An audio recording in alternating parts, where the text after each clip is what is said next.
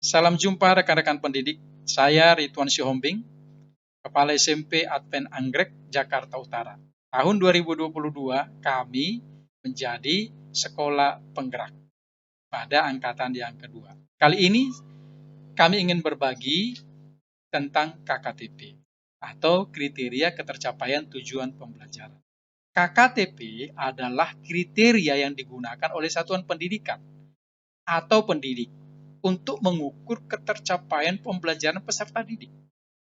KKTP dapat ditentukan atau dikembangkan berdasarkan beberapa cara. Yang pertama dengan menggunakan deskripsi. Yang kedua menggunakan rubrik atau yang ketiga menggunakan skala interval nilai. Pada kali ini saya ingin berbagi kepada teman-teman tentang menentukan KKTP dengan menggunakan skala interval nilai dan rubrik. Kita langsung saja kepada pembahasan kita. Teman-teman, di sini saya sudah siapkan format dalam bentuk Microsoft Excel yang bisa digunakan langsung oleh rekan-rekan pendidik. Di sini ada nama peserta didik dan NISL. Nama peserta didik ini sudah disiapkan di sheet nama siswa.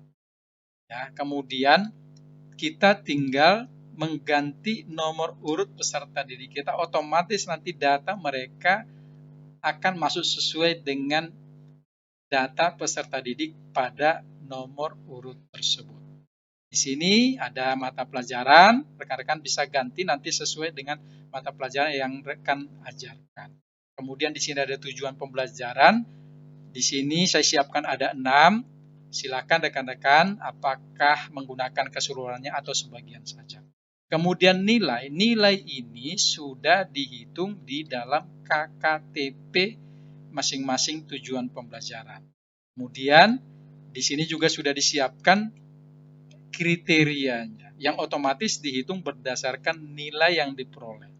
Nah, berdasarkan nilai ini juga dan kriteria, maka di sini sudah kami siapkan juga langkah atau keterangan intervensi apa yang harus dilakukan kepada peserta didik kita. Ya. Oleh karena itu, yang terpenting adalah dalam perencanaan atau penyusunan KKTP ini. Ya. Di sini dalam menentukan atau menyusun perencanaan pembelajaran pada modul ajar tentu sudah direncanakan assessment. Assessment yang akan digunakan untuk mengukur ya pencapaian anak didik kita. Bentuknya bisa bermacam-macam, ada bisa pilihan ganda, esai dan lain sebagainya. Saya di sini siapkan berbentuk pilihan ganda dan esai. Ya, ini adalah untuk assessment sumatif. Ya, jumlahnya ada berapa rekan-rekan bisa isi. Ya, saya menentukan 15. Esainya berapa? Kemudian skornya silakan ditentukan. Saya menentukan 2. Rekan-rekan menentukan berapa? Silakan boleh diganti. Demikian juga untuk esai. Nah, kemudian nanti akan diperoleh jumlah skor pilihan ganda dan jumlah skor esai. Total keseluruhan skor pilihan ganda dan esai ini akan masuk ke dalam total skor pada tabel KKTP. Selanjutnya tugas terpenting guru adalah ketika melakukan assessment, maka kita entry atau kita masukkan nilai jawaban benar dari peserta didik kita. Pilihan ganda, jumlah benarnya berapa? 12, ketik 12. 13, ketik 13. Esai, jumlah benarnya berapa? Dari 5. 5 tulis 5, 4 tulis 4. Nah, setelah kita isi hasil jawaban benar daripada peserta didik kita akan diperoleh skor jawaban benar. Ya, kemudian diperoleh juga nilai. Nah, berdasarkan nilai ini, maka anak-anak kita ini akan dikelompokkan ke dalam taraf berkembang, layak, cakap, atau mahir. Intervensi tentu kita bisa tentukan masing-masing. Karena pembelajaran berdiferensiasi tidak mengharuskan interval nilai itu sama untuk setiap mata pelajaran atau untuk tiap satuan pendidikan.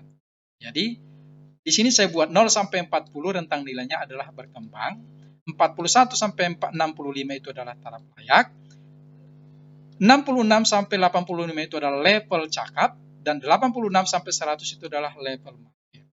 Nah, di sini kalau dia berkembang berarti perlu melakukan remedial keseluruhan untuk tujuan pembelajaran terhadap anak didik tersebut. Demikian kalau layak, maka hanya remedial sebagian. Kalau cakap, dia perlu melakukan pengayaan. Kalau bagi anak-anak kita yang memperoleh level mahir, diberikan pengayaan dan tantangan lebih, semisal menjadi tutor sebaya. Jadi demikian rekan-rekan, kita tinggal mengentry jawaban benar dari peserta didik kita. Selanjutnya akan dihitung secara otomatis. Jadi demikian untuk format yang kami sediakan untuk mengelola KKTP peserta didik kita berdasarkan rentang nilai. Kemudian yang kedua, kami juga menyiapkan di sini menentukan KKTP berdasarkan rubrik. Nah, rubrik ini ya, di sini mata pelajaran apa, kemudian ada TP-nya, tujuan pembelajarannya ada berapa, ada 6, silakan diisi kalau 6, ya tergantung dengan apa, sesuai dengan tujuan pembelajaran tiap mata pelajaran yang kita ajarkan. Demikian kita akan mengisi kriterianya. Kriteria ini diambil, diadopsi dari indikator pembelajaran, ya, indikator pembelajaran di tiap tujuan pembelajaran itu. Kemudian di sini ada skala penilaian. Ini yang harus kita isi. Tentu ketika kita mengamati peserta didik kita atau melakukan assessment, maka kita bisa menentukan hasil ya respon atau jawaban mereka itu apakah dalam mengidentifikasi dan merumuskan masalah perubahan kondisi geografis terhadap potensi sumber daya alam Indonesia ini untuk IPS, apakah mereka dapat merumuskan. Kalau mereka dapat merumuskan tetapi tidak dapat memberikan pemecahan masalah, maka saya masukkan di situ 1.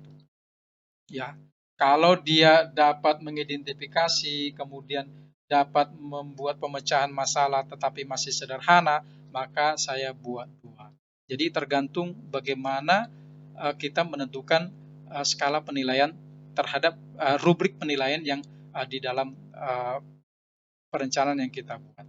Ya, demikian akan diperoleh nilai akhir. Selanjutnya akan ada keterangan intervensi yang harus dilakukan kepada peserta didik kita. Demikian rekan-rekan pendidik, format penentuan KKTP yang kami sudah siapkan. Semoga ini dapat bermanfaat. Berbagi itu adalah indah, berbagi itu adalah mulia. Mari kita sukseskan pelaksanaan implementasi kurikulum merdeka untuk mengentaskan pendidikan Indonesia yang maju. Salam.